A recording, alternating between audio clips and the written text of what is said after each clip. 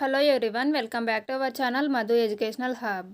Friends, ఈ వీడియోలో previous AP TET 2024లో వచ్చినటువంటి తెలుగు పేపర్ అయితే డిస్కస్ చేద్దాం. వీడియో కనుక మీకు నచ్చితే తప్పకుండా లైక్ చేయండి, షేర్ చేయండి, సబ్స్క్రైబ్ చేయండి. ఫస్ట్ క్వశ్చన్, ఆచార్యునకెదిరింపకు బ్రోచిన దొర నింద సేయ బోకుడు కార్యాలోచనము లొంటి జేయకు మాచారము విడవబోకుమయ్య కుమార. పై పద్యంలో కవి ఎవరిని ఎదిరించకూడదని చెప్పారు? ఆన్సర్ ఆప్షన్ 1 ఆచార్యుడు. నెక్స్ట్ క్వశ్చన్, కుమార శతకకర్త ఎవరు? Answer option 3 Pakki Venkata Narasimha. Next question, Telugu భాషలో సాహిత్యంలో ప్రజల నాలుకలపై కొలువున్న కవి వేమన ప్రజాకవి. గత 5 శతాబ్దాలకి పైగా మన తెలుగువారి పద్య కీర్తి బావుటాను ప్రపంచవ్యాప్తంగా ఎగురవేస్తున్నారు. కానీ తెలుగువారమైన మనం మాత్రం ఆ కీర్తి పతాకాన్ని భుజాన ధరించడానికి సిగ్గుపడుతున్నాం. సిపి బ్రౌన్ అనే సాహితీవేత్త వేమన పద్యాలను ఆంగ్లంలోకి అనువాదం చేశారు. ఈయన 16వ శతాబ్దం వాడని క్యాంబెల్ అనే పాశ్చాత్య సాహితీవేత్త అభిప్రాయం. వేమన పద్యాలను తెలుగులో నుంచి ఆంగ్లంలోకి అనువదించిన వారు ఎవరు? Answer option 1 CP Brown. Next question, బావుట అంటే అర్థం ఏమిటి? బావుట అంటే అర్థం జెండా. So option 2 correct answer. Next question, హితోక్తి శతకం రచించిన కవి ఎవరు? హితోక్తి శతక రచయిత option 1 Gaddala Samuel. Next question, ఎలమి అను పదానికి అర్థం ఏమిటి? ఎలమి అంటే సంతోషం. సో దీనికి ఆన్సర్ ఆప్షన్ 3. నెక్స్ట్ క్వశ్చన్, దిటవు పర్యాయ పదాలు. దిటవుకి పర్యాయ పదాలు ధైర్యము మరియు శక్తి. సో దీనికి ఆన్సర్ ఆప్షన్ 3. నెక్స్ట్ క్వశ్చన్, వితం పదానికి ప్రకృతి. ఆన్సర్ ఆప్షన్ 4 విధం. విధం అనేది ప్రకృతి, వితం అనేది వికృతి. నెక్స్ట్ క్వశ్చన్, చైతన్యం పదానికి నానార్థాలు. ఆన్సర్ ఆప్షన్ 1 చైతన్యం పదానికి నానార్థాలు తెలివి మరియు ప్రాణం.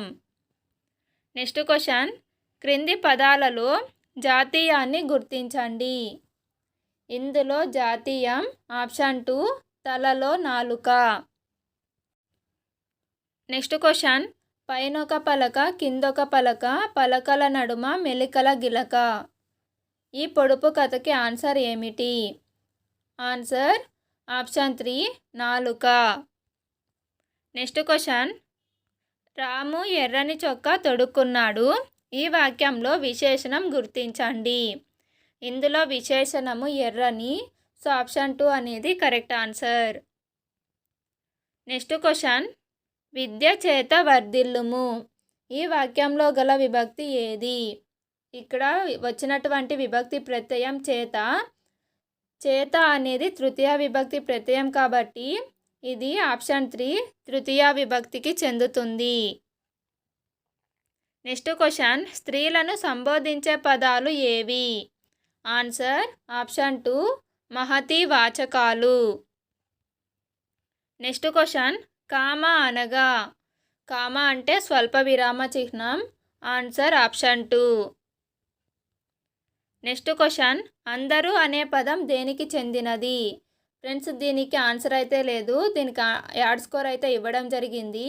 అందరూ అనేది అవ్యయం అవుతుంది.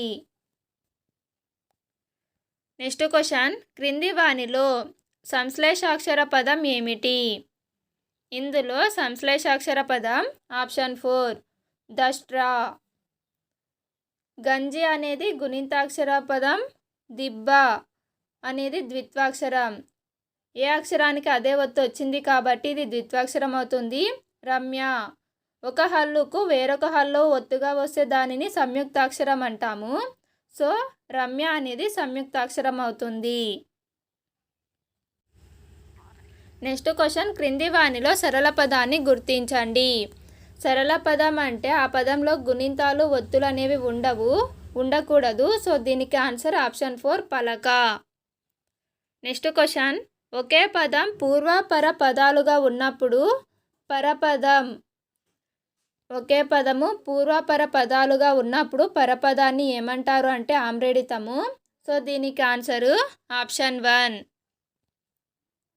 అది ఏ విధంగా అంటే ఏమేమి, దీన్ని మనం విడదీస్తే ఏమి ప్లస్ ఏమిగా విడదీయాల్సి వస్తుంది. సో పూర్వపదము పరపదం రెండు ఒకటే. ఇటువంటి వాటిలో పరపదాన్ని ఆమ్రేడితం అంటారు. ఇటువంటివన్నీ కూడా ఆమ్రేడిత సంధికి ఎగ్జాంపుల్స్. నెక్స్ట్ క్వశ్చన్, సకలైక్యం పదంలో ఉన్న సంధి ఏది? దీన్ని మనం సకల ప్లస్ ఐక్యంగా విడదీస్తాము. సో దీనికి ఆన్సర్ ఆప్షన్ 4 వృద్ధి సంధి. సకలైక్యం అనేది వృద్ధి సంధి. నెక్స్ట్ క్వశ్చన్, బాల్య క్రీడలు ఏ సమాసం? బాల్య క్రీడలు అనే పదాన్ని మనం విగ్రహవాక్యంగా బాల్యం నందు క్రీడలుగా రాయాలి. ఇక్కడ నందు అందున్న అనేది సప్తమి విభక్తి కాబట్టి ఇది ఆప్షన్ 4 సప్తమి తత్పురుష సమాసం. నెక్స్ట్ క్వశ్చన్, ఉత్పలమాల పద్యగణాలు ఏవి? Answer option 2 భరణ బబరవ. నెక్స్ట్ క్వశ్చన్, పద్యంలో కానీ పద్యపాదంలో కానీ ఒకటి లేదా అంతకంటే ఎక్కువ హల్లులు పునరావృతమైతే అది ఏ అలంకారం? ఆన్సర్ ఆప్షన్ 4 వృత్యానుప్రాస అలంకారం. ఒక వాక్యంలో కానీ ఒక పద్యంలో కానీ ఒక పద్యపాదంలో కానీ ఒకే హల్లు అనేది రిపీటెడ్గా వస్తే దానిని వృత్యానుప్రాస అలంకారం అని అంటారు. నెక్స్ట్ క్వశ్చన్, ఔరా సీతారాముల రథం ఎంత ముచ్చటగా ఉందో.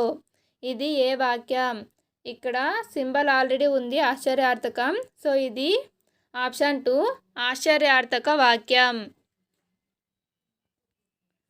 నెక్స్ట్ క్వశ్చన్, ధ్వనులకు మధ్య ఉచ్చారణలోని పోలికలు తేడాలు గ్రహించడం అనేది దీనిని తెలియజేస్తుంది.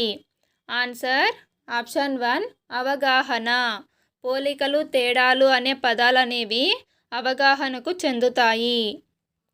నెక్స్ట్ క్వశ్చన్, వచ్ అనే సంస్కృత ధాతువు నుంచి ఏర్పడని పదం ఏది? వచ్ అనే సంస్కృత ధాతువు నుంచి ఏర్పడనిది ఆప్షన్ 4 శ్రవణం.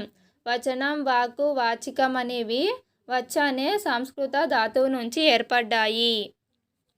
నెక్స్ట్ క్వశ్చన్, ఒక గద్యాంశాన్ని ఒక కథలాగా విద్యార్థులకు తెలియజేసి వారి చేత ఆ కథను తిరిగి చెప్పించడం అనేది ఈ పద్ధతి. ఆన్సర్ ఆప్షన్ 3 కథాకథన పద్ధతి. నెక్స్ట్ క్వశ్చన్, డింగ్ డాంగ్ వాదాన్ని ప్రతిపాదించిన వారు ఎవరు? Answer option 1 Max Muller. Next question, దేశపటాలు అనేవి పటాలు లేదా దేశపటాలు అనేవి దృశ్య ఉపకరణాలు. So option 2 correct answer. Next question, విద్యార్థుల అభ్యసన స్థాయిలను ఎప్పటికప్పుడు అంచనా వేస్తూ అవసరమైన చర్యలు చేపట్టి ప్రగతిని సాధించడానికి శాస్త్రీయంగా ఫలితాలను విశ్లేషించడానికి తోడ్పడే ప్రక్రియ ఏది? ఆన్సర్ ఆప్షన్ 4 నిరంతర సమగ్ర మూల్యాంకనం. ఫ్రెండ్స్, వీడియో కనుక మీకు నచ్చినట్లయితే లైక్ చేయండి, షేర్ చేయండి, సబ్స్క్రైబ్ చేయండి. Thank you for watching.